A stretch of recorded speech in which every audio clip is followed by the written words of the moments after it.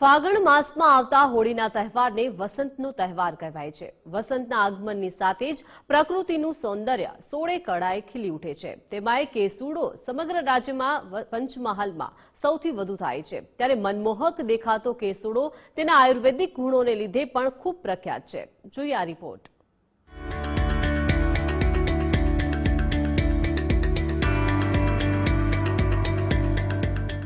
ખાખરો, કેસુડો, ખાખરિયા કે પલાશ એક જાતનું સુંદર ફૂલ ધરાવતું વૃક્ષ છે। કેસુડો અનેક રીતે ઉપયોગી છે।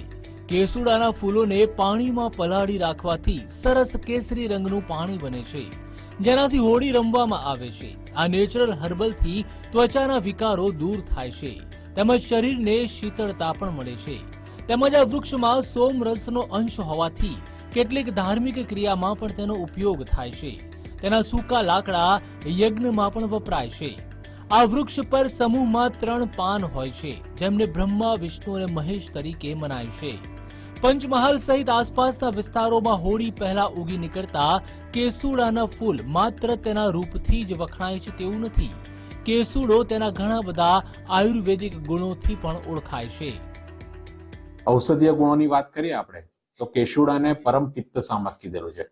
તો તેને પિત્તને લગતી અત્યારે જે ગરમી સૂર્યના સીધા કિરણો આપણી પર પડતા હોય છે, તો તે સમયે જો આપણે કેસુડાના પુષ્પનું શરબત પણ બનાવીએ છીએ આપણે। ઇવન પિત્તના કારણે ઘણા રક્ત વિકાર થતો હોય છે, જે લોહીના લગતા બીમારી છે, અથવા મૂત્રકૂચ છે, જે મૂત્ર યુરિન પાસ કરવામાં જેને તકલીફ પડતી તેમાં મુશ્કેલી પડતી હોય છે, તેમાં પણ કેસુડાના પુષ્પનું શરબત પીવાથી ખૂબ સુંદર એનું પરિણામ પ્રાપ્ત થાય છે। કેસુડો એક કુદરતી રંગ છે, કુદરતી એના ગુણો છે અને કેસુડાના ઉપયોગથી શરીરના ચામડીના રોગો દૂર થાય છે।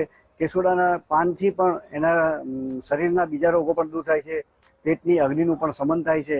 આમ હોળીના તહેવારમાં લોકોએ કેસુડાનો જેટલો બને એટલો વધુ ઉપયોગ કરવો જોઈએ, કારણ કે હાલમાં જ્યારે રંગોનો ઉત્સવ ઉજવવામાં આવે છે ત્યારે કેમિકલથી ભરપૂર રંગોનો ઉપયોગ થાય છે, જેના કારણે ચામડીના રોગો થાય છે, આંખોના રોગો થાય છે અને ઘણા કિસ્સાઓમાં તો આંખો ગુમાવવી પણ પડે છે।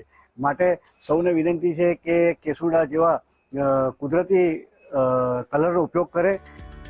કેસુડાના પાનનો ઉપયોગ દશકા પહેલા જમવા માટેના પડિયા તેમજ પતરાળા બનાવવા માટે પણ થતો આવ્યો છે।